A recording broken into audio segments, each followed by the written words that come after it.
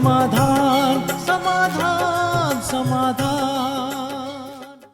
नमस्कार, आदाब, सत श्री अकाल मित्रों, स्वागत है आप सभी का समाधान कार्यक्रम में।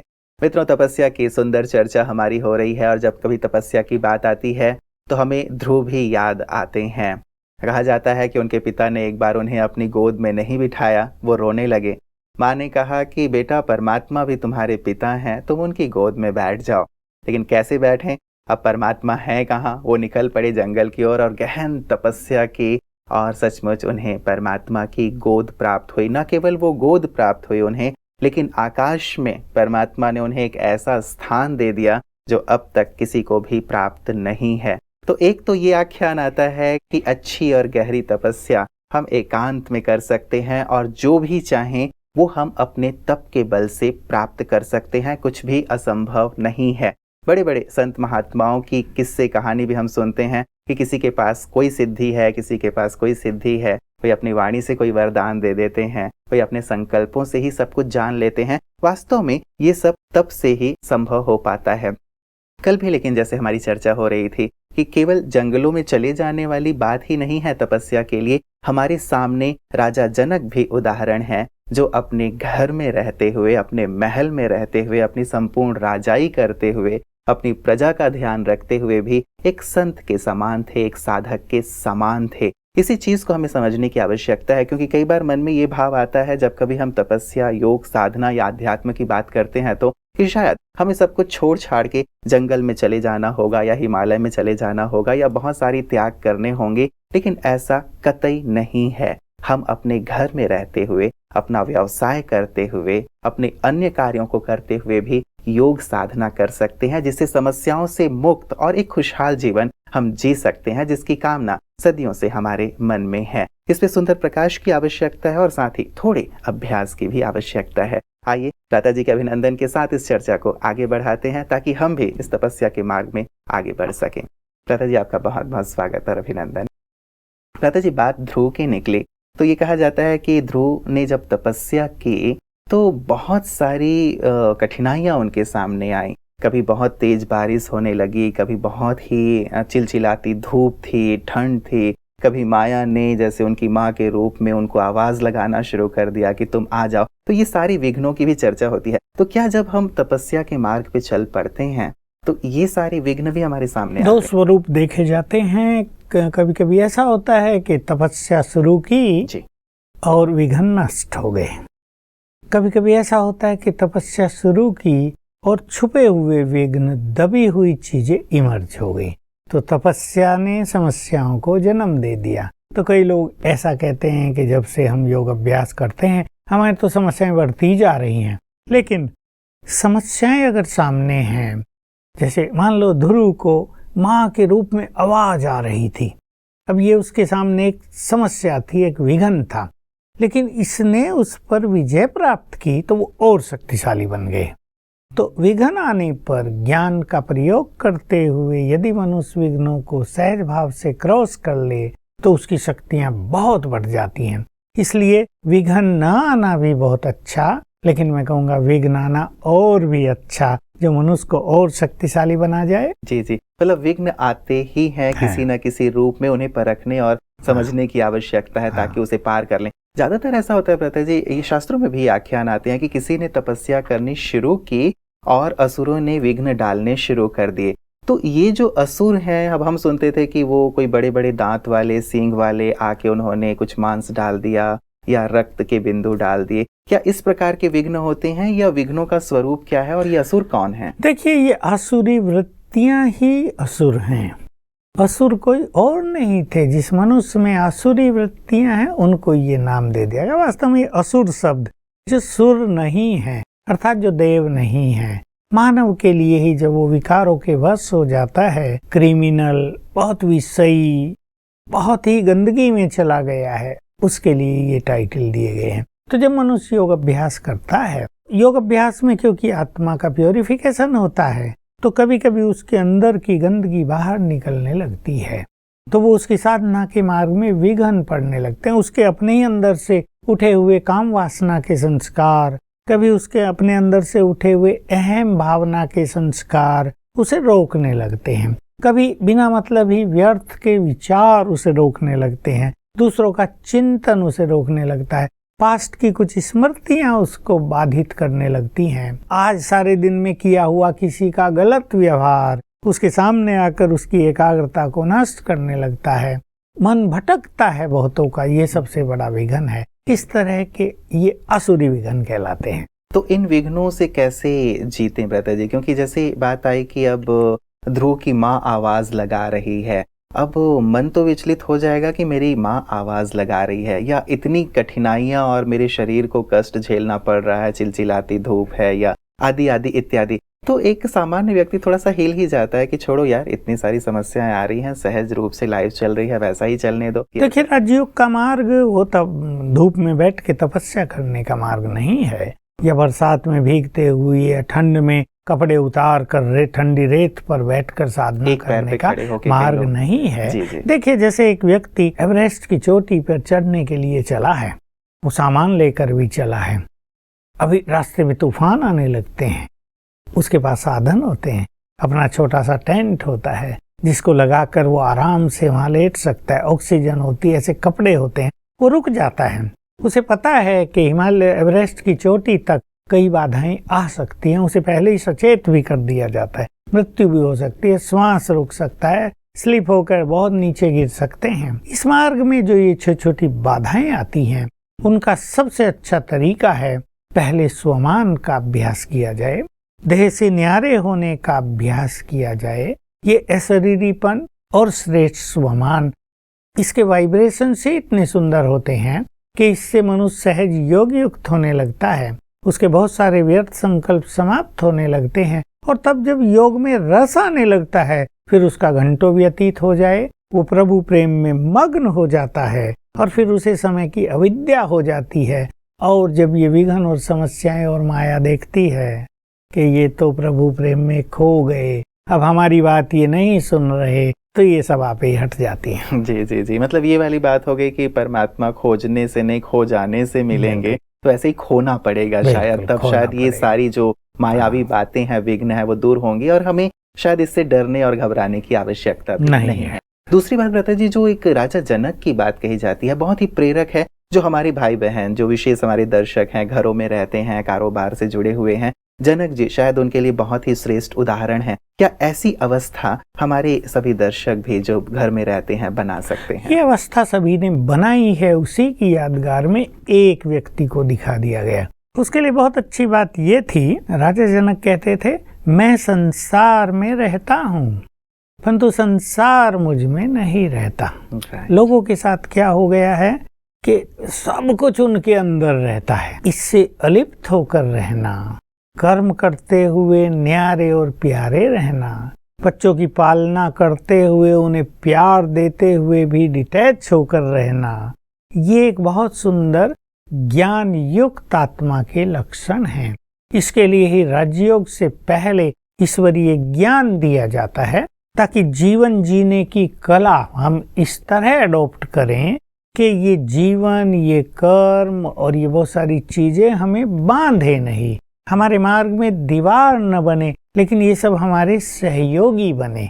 तो ये अभ्यास करते रहने से हमारा योग युक्त जीवन सहज हो जाता है और हम निरंतर आगे बढ़ते हैं। बिल्कुल। तो ब्रता जी, उनके लिए ही, हमारे जो घर में रहने वाले जो भाई बहन हैं, उनके लिए कुछ, उनकी तरफ से मैं कुछ प्रश्न करना चाहूंगा, क्योंकि योग और साधना का मार्ग है, कुछ स्पष्टीकरण शायद उन्हें चाहिए। सेवा केंद्र में जाके ही ये तपस्या करनी है, या फिर घर में रहते हुए भी हम ये तपस्या या योग का अभ्यास कर सकते? सेवा केंद्र इसलिए बनाए हैं कि वहाँ का माहौल अलग होता है, घर का माहौल अलग होता है।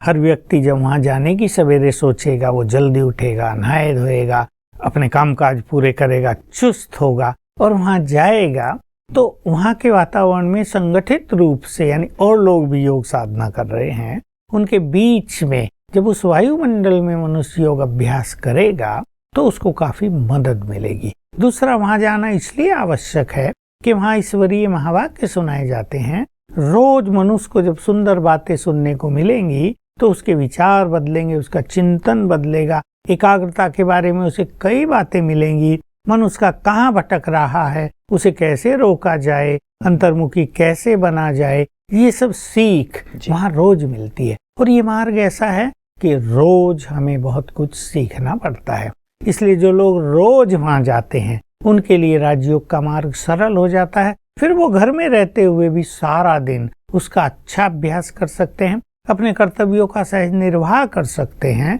जो उनकी जिम्मेदारी है उनको फुलफिल कर सकते हैं सहज भाव से।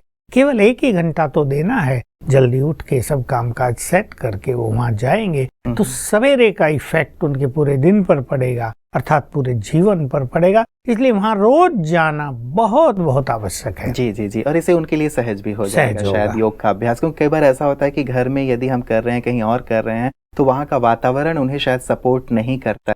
सेवा नहीं, घर में क्या होता है मनुष्य को जी, भाई मान लो 6 बजे बैठना सवेरे, अरे आज तो ये काम हो गया, तो पानी नहीं आया, आज ये काम करना छूट गया। और एक बार आदत पड़ गई छूटने की तो छूटता जाता है।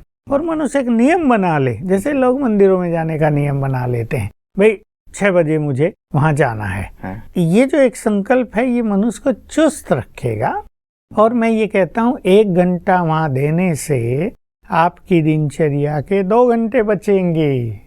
ये बहुत सूक्ष्म रहस्य है। आपकी जो इनर पावर बढ़ेगी, आपका जो मन खुश होकर आएगा, आप जो कुछ पुण्य कर्म करना सीख कर वहां से आएंगे, आपके विचारों में जो चेंजेस हो जाएगी, उससे आपका पारिवारिक जीवन सुखी होगा। वहां जाते ही मनुष्य को रियलाइज होता है मेरी क्या गलती है। संबंधों में यदि टकराव हो रहा है तो मैं इसमें क्या योगदान करूं जो ये टकराव ना हो, तो इससे बहुत फायदे हैं। बिल्कुल बिल्कुल। मतलब वहां जाकर के शुरुआत में जरूर ये अभ्यास उन्हें कर लेना चाहिए। पता जी, एक प्रश्न और उठ सकता है कि हम कितने घंटे योग का अभ्यास करें? बैठ के किया जाए, चल के किया जाए, या जीवन को ही तपस्वियों जैसा बना लिया जाए? जो ऐसी तपस्या कर रहे हैं उन्हें रोज ब्रह्म मुहूर्त में 1 घंटे बहुत अच्छी योग साधना करनी चाहिए। उसमें प्रभु मिलन के अनुभव भी, अपने मन बुद्धि को उनके स्वरूप पर स्थिर करने की साधना भी। जो हमारी भिन्न भिन्न साधनाएं हैं, 5 स्वरूपों का अभ्यास है, स्वमान के अभ्यास हैं, शिव बाबा से बातें करनी है, फरिश्ते स्वरूप का अभ्यास करना है, 1 घंटा बैठकर। मान लो 4 से 5 कर लिया, अब 5 से फिर हमारे पास टाइम है 8 बजे तक। जो सेवा केंद्र पर जाएंगे वो ईश्वरीय महावाक्य सुनने, योग अभ्यास करने, उनको वहां भी जाना चाहिए। अब घर में उन्हें स्नान करना है, तैयारी करनी, किसी को बच्चों के लिए भोजन नाश्ता तैयार कर देना। इस कर्म में भी कुछ ना कुछ अच्छे अभ्यास होते रहें जो हम रोज चर्चाएं करते रहते हैं। तो 1 घंटा सवेरे, ऐसे ही 1 घंटा शाम को 6:30 से 7:30 हो, 7 से 8 हो, एक टाइम फिक्स कर लिया जाए अपनी दिनचर्या में। क्योंकि शाम का समय भी बहुत सुंदर होता है जब मनुष्य का मन शांत होता है। और कईयों के ये अनुभव हैं कि सवेरे भी इससे भी सुंदर योग उनका शाम को लगता है। तो 2 घंटे बैठना, बाकी 2 घंटे कर्म में करते रहना चाहिए। कभी अशरीरी होने का अभ्यास, कभी मैं एक महान आत्मा हूँ ये अभ्यास, कभी मैं आत्मा इस देह में प्रवेश किया हुआ है ये अभ्यास। हमारे बहुत सारे अभ्यास हैं जो हम सुनाते ही रहते हैं, सुनाते रहेंगे। सारे दिन में कर्म करते उसका अभ्यास करें तो 4 घंटे हंसते बहलते होगा। रात को सोते समय 15-20 मिनट फिर निकालें, जिसमें सारा दिन जो कुछ हुआ उसको भुला देना है और मन पर एक सुंदर छाप छोड़कर परमात्मा मिलन की, स्वमान की, फिर सोना है। सारे दिन का अगर कोई बोझ है, कोई निगेटिविटी है, कोई चिंता है, वो वहीं समाप्त हो जाए और अगला दिन हमारा बिल्कुल फ्रेश डे, एक नया दिन, नए वरदान लिए हुए दिन हमारा आए। ऐसा करेंगे तो बहुत अच्छी साधना हो जाएगी। बिल्कुल बिल्कुल। पता जी, एक बात होती है कि अपने जीवन को भी हम तपस्या से जुड़ा हुआ या एक तपस्वी जीवन की बात कही जाती है। क्या ये संभव है कि संसार में रहते हुए भी हम एक तपस्वी जीवन, जिसे हम शायद सादा जीवन, उच्च विचार भी अलग शब्दों में कहते हैं, ऐसी संभावना है? इसको योग युक्त जीवन कहते हैं जी। ये विदेही स्थिति कहलाती है। परमात्मा हमारा परम पिता है, यानी हम उसके बच्चे हैं तो हम उसके परिवार हो गए ना। तो जैसे हम परिवार में अपने बाप माँ से जुड़े रहते हैं, ऐसे ही हम अपने परम पिता से सारा दिन जुड़े रहें, उसे बात करते रहें। जैसे आजकल फोन का जमाना है, बच्चे स्कूल में भी जाएंगे, हाँ हेलो मम्मी, क्या खाना बना रही हो, कैसे हो बेटा, ये है वो, बात करते रहते, जुड़े रहते हैं। हम भी अपने परम पिता से जुड़े रह सकते हैं सारा दिन। कभी उससे बातें करते रहें, कभी उसकी एनर्जी प्राप्त करते रहें, कभी हम उसके पास ऊपर चले जाएं, महसूस करें हम उसके पास हैं, कभी अनुभव करें वो उतर कर नीचे हमारे पास आ गया है। तो सारा दिन ये अभ्यास किए जा सकते हैं। आवश्यकता इस चीज की है कि एक सुंदर लगन हो, एक सुंदर लक्ष्य हो, और उस लक्ष्य के लिए एक अच्छी प्लानिंग हो। लक्ष्य तो लोग बना लेते हैं, लेकिन लक्ष्य को अचीव करने के लिए यदि एक अच्छी प्लानिंग नहीं की जाएगी तो लक्ष्य छूट जाता है। ऐसा करेंगे तो सारा दिन योग युक्त स्थिति में बीत जाएगा। रतन जी, ये जो लगन की बात आपने कही ना, मुझे लगता है बहुत ही महत्वपूर्ण है। ये आग हम कैसे पैदा करें, ये लगन की एक अग्नि लग जाए कि हमें बस परमात्मा को याद करना है या अच्छी तपस्या करनी है, योग साधना करना है, अपने जीवन को बहुत श्रेष्ठ बना, तो ये जो एक धुन है, ये जो आग है, ये कैसे पैदा हो? देखिए, आग जलाने के लिए पहले माचिस का प्रयोग करना पड़ता है। दृढ़ संकल्प की तीली, एक दृढ़ संकल्प हो जाए मुझे यहाँ तक पहुँचना है, क्योंकि ये स्पिरिचुअल लाइफ है और हमारा गोल बहुत सुंदर है। अलग अलग गोल बनाए जा सकते हैं। हमें परफेक्शन की ओर चलना है, हमें ईश्वरीय वरदानों से स्वयं को भरपूर करना है, और ये इन सब को भी छोड़ें तो भगवान को हम युगों से बुलाते आते थे, वो हमारी सुनता था, सुनकर आ गया, अब हम उसकी सुने।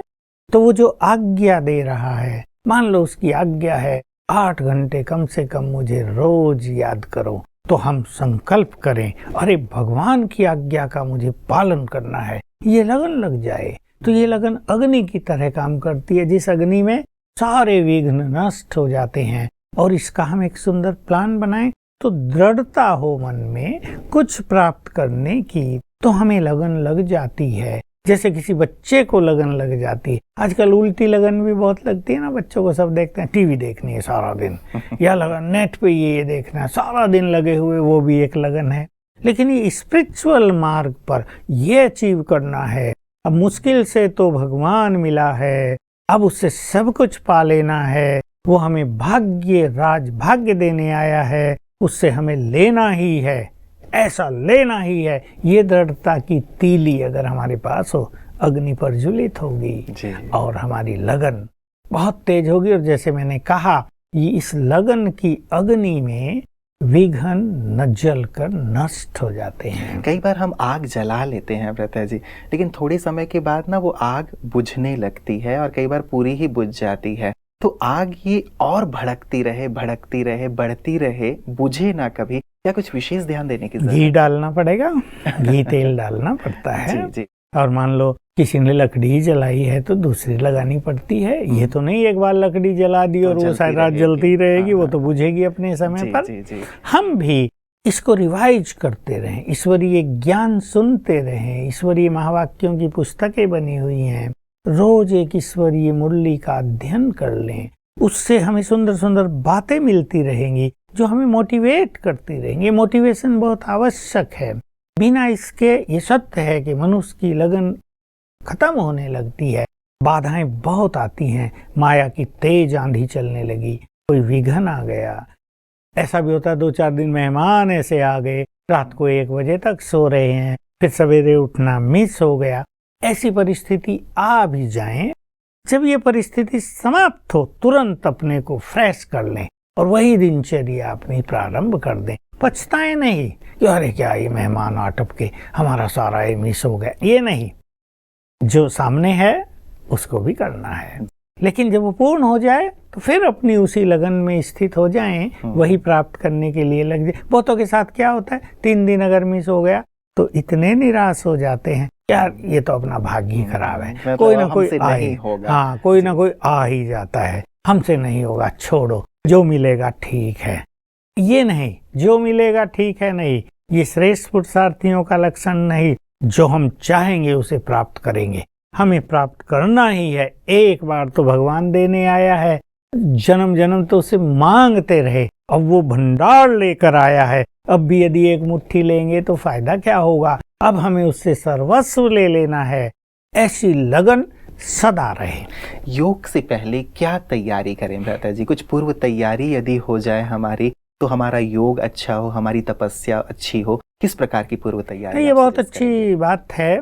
मान लो किसी को अमृत वेले बहुत सुंदर करना है, एंजॉय करना है, एकदम तृप्त आत्मा बनाना है आपको, तो रात को आधा घंटा बहुत अच्छा योग अभ्यास करे, सुंदर चिंतन करे, अगले दिन के लिए कुछ सुंदर थॉट्स अपने मन में पैदा करे, 5 स्वरूपों का अभ्यास कर लें, बिल्कुल बाबा के साथ हैं, उसे मिलन हो रहा है, वो अभ्यास करे। तो सोने से पहले जितनी अच्छी स्थिति होगी, अमृत वेला उतना ही अच्छा होगा। फिर अमृत वेले जितनी अच्छी स्थिति होगी, उसका दिनचर्या पर इफेक्ट पड़ेगा। फिर क्या करना चाहिए कि अपनी दिनचर्या में 5-7 बार अपने को कुछ अच्छी बातें याद दिलानी चाहिए, कुछ अच्छे अभ्यास करने चाहिए। और बहुत जरूरी है, जिनको तपस्या करनी है उन्हें अंतर्मुखी होना ही पड़ेगा।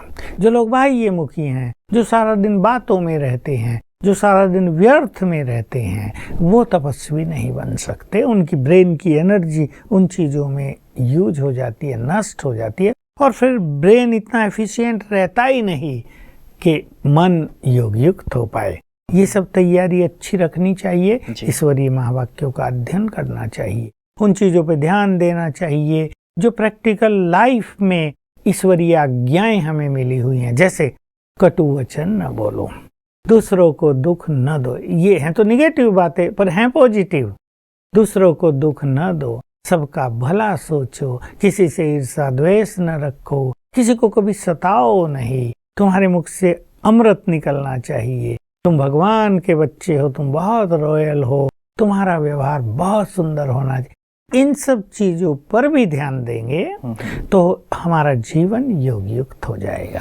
कई लोग, भ्राता जी, ये बहुत सुंदर और गहरी धारणाएं हैं जिनकी बात आपने कही है। कुछ मोटी चीजों के बारे में भी कई लोग विचार करते हैं, उनके बारे में आपसे प्रकाश चाहूंगा। जैसे कईयों का प्रश्न होता है कि क्या हमें स्नान करके बैठना चाहिए या बिना स्नान के भी हम योग या साधना या तपस्या कर सकते हैं, तो इस विषय पे आप क्या कहेंगे? देखिए, किया तो बिना स्नान भी जा सकता है। आंखों पे पानी डाल लें, ब्रश कर लें, फ्रेश हो लें थोड़ा सा और योग अभ्यास करें। लेकिन बहुतों के साथ ऐसा होता है कि वो स्नान कर लेंगे तो बहुत फ्रेश होंगे, तब उनके विचार सुंदर उठेंगे, उनको नींद जैसी फीलिंग नहीं होगी। हर एक को अपना अपना देख लेना चाहिए। जैसे मैं हूँ, मैं अपनी बात करूँ, मैं सवेरे उठते ही बिना फ्रेश हुए जाए, बिना आंखों पे पानी डाले ही मैं अपना प्रारंभ कर देता हूँ। फिर आंखों पे थोड़ी पानी डाली, फ्रेश हुआ, मुंह साफ किया और पानी पिया, चार्ज करके ही पानी में पीता हूँ सवेरे। इससे मन फ्रेश हो जाता है और फिर योग अभ्यास में आनंद आता है। लेकिन किसी को ऐसा लगता है कि मान लो उन्हें सोच जाना ही है, तो उसके बाद उन्हें स्नान कर लेना चाहिए, तो उनका चित्त और फ्रेश होगा। और ये अलग अलग हर एक के व्यक्ति की स्थिति है। किसी को स्नान करने के बाद सुंदर विचार उठने लगेंगे, मन आनंदित होगा, लेकिन किसी को बिना इसके ही चलेंगे सुंदर विचार। तो जैसा जो उचित समझे, इसमें कोई प्रतिबंध नहीं है, मतलब कंपलसरी नहीं है कि आपको नहा के ही साधना के लिए बैठना है, आप ऐसे ही बैठ सकते हैं। पता जी, क्या कोई विशेष आसन भी है? जब हम तपस्या की बात करते हैं तो कोई अर्ध पद्मासन की स्थिति दिखाया जाता है, या किसी और आसन की बात, या किसी मुद्रा विशेष में बैठते हैं, तो क्या यहाँ मुद्रा या आसन का भी कोई महत्व नहीं? इन चीजों का कोई महत्व नहीं है। मान लो किसी को घुटने दर्द है, वो नीचे कैसे बैठे, वो कुर्सी पे बैठे, अपने सोफा पे बैठे। किसी को और कोई तकलीफ है, वो बिल्कुल आराम से बैठे। यहाँ तो बस जो अभ्यास है कि मैं आत्मा अलग, ये देह अलग, ऐसा शरीरी होना और ऊपर सुप्रीम से कनेक्शन जोड़ना, उसकी आवश्यकता है। यानी एक स्थिति के आसन पर बैठना है। स्थूल आसन कैसा भी हो, खड़े होके भी ये किया जा सकता है, बैठ के भी किया जा सकता है, चेयर पे बैठ के भी किया जा सकता है, जैसे भी किसी को रिलैक्स हो। जी। आजकल शरीरों की कईयों को तकलीफ है, किसी को पैरों की, किसी को घुटनों की, किसी को कमर की, किसी को सर्वाइकल हो गया है। तो जैसे भी स्थित हो, इसलिए इसको कहा जाता है सुखासन। जिसमें सुख मिले उस आसन में बैठ के आप योग कर। मतलब यहाँ तन की बात नहीं है, मन की बात है कि मन को हमें स्थिर करना है, एकाग्र करना है। वैसे ही बात भ्राता जी, कई बार देखा जाता है, मैं भी जब यहाँ मेडिटेशन रूम में जाता हूँ कभी, तो मैं देखता हूँ कि लाल प्रकाश किया हुआ होता है, या अगरबत्ती जल रही होती है, या फिर कमरे का जो वातावरण है वो थोड़ा सा परिवर्तित किया जाता है। तो क्या जब हम ऐसे विशेष साधना के लिए बैठते हैं तो ऐसे लाल प्रकाश की या सुगंधी आदि की आवश्यकता? देखिए, इन सब चीज़ों से बहुत थोड़ी सी मदद मिलती है, लेकिन घरों में यदि आपके लाल प्रकाश नहीं है तो आप बिना उसके भी कर सकते हैं।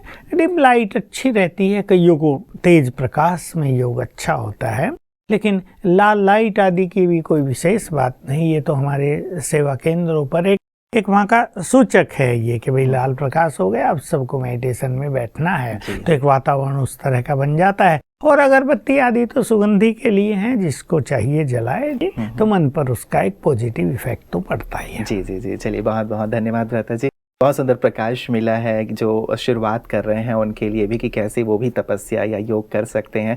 विषय जैसे मैं लगातार कहता आ रहा हूँ कि बहुत विस्तृत है, इसीलिए और भी प्रकाश आपसे इस पे चाहेंगे। आज वक्त हमें इतना ही इजाज़त दे रहा है। आज की सुंदर चर्चा के लिए आपका बहुत बहुत शुक्रिया। मित्रों, बात मैंने राजा जनक जी से और ध्रुव से की थी। राजा जनक जी के लिए ये भी कहा जाता है कि एक बार कोई आया ये देखने परखने के लिए कि तुम कैसे संसार में रहते हो लेकिन संसार तुम में नहीं रहता। उन्होंने एक दीपक थमा दिया उसके हाथ में, कहा जाओ पूरे महल में घूम के आओ, लेकिन ध्यान रखना ये दीपक बुझना नहीं चाहिए। अब वो व्यक्ति उस दीपक को लेके पूरे महल में घूम के जब वापस राजा जनक जी के पास आया, जनक जी ने कहा कि महल कैसा लगा आपको? उन्होंने कहा कि काहे का महल, मेरा पूरा ध्यान तो इस बत्ती पे ही था कि ये दिया बुझे नहीं, मैं बस इसी को संभाल रहा था, इसी को देख रहा था, मैंने महल को तो देखा ही नहीं। जनक जी ने कहा कि ठीक यही स्थिति मेरी है, मैं अपनी स्व स्थिति में रहता हूँ कि मैं कौन हूँ, कहाँ से आया हूँ, मेरा कर्तव्य क्या है, बस ये अवेयरनेस मुझे रहती है, तो सहज रूप से मैं विदेही होकर के अपने कर्तव्यों का निर्वाह करता हूँ। साथ ही एक और भी प्रसंग आता है कि सन्यासी जी आए ये देखने के लिए कि कैसे ये विदेही है और कैसे इसे इतनी बड़ी पदवी दे दी गई है। राजा जी ने जहाँ उन्हें ठहराया हुआ था घुमाने के लिए थोड़ा बाहर लेके गए, देखा कि उस महल में जिस कमरे में वो ठहरे हुए थे वहीं आसपास आग लग गई। अब ये सन्यासी जी चिल्लाने लगे कि अरे उस कमरे में आग लग गई। तो जनक जी ने पूछा तो आपको क्या परेशानी है? बोले उसमें मेरी गठरी रखी हुई है, वो गठरी जल जाएगी। जनक जी ने कहा देखिए आपने सन्यास तो ले लिया लेकिन अब तक उस गठरी में आप अटके हुए हैं। मेरा पूरा महल जल रहा है लेकिन फिर भी मेरा मन शांत है क्योंकि मैं इस भाव में हूँ मेरा कुछ भी नहीं है, मैं जो भी है वो सब परमात्मा का दिया हुआ है। वास्तव में देखिए एक चिंतन की बात है, जैसे चिंतन परिवर्तित हो जाता है जीवन परिवर्तित हो जाता है और योग करना साधना करना सहज हो जाता है। मुझे लगता है कि ये सारे विचार आपको भी सहज लग रहे होंगे, साधना करना या तपस्या करना अब आपको भी सरल लगने लगा होगा। इस चर्चा को आगे भी जारी रखेंगे ताकि हम भी इस तपस्या का आनंद ले सकें। बने रहिएगा हमारे साथ। नमस्कार।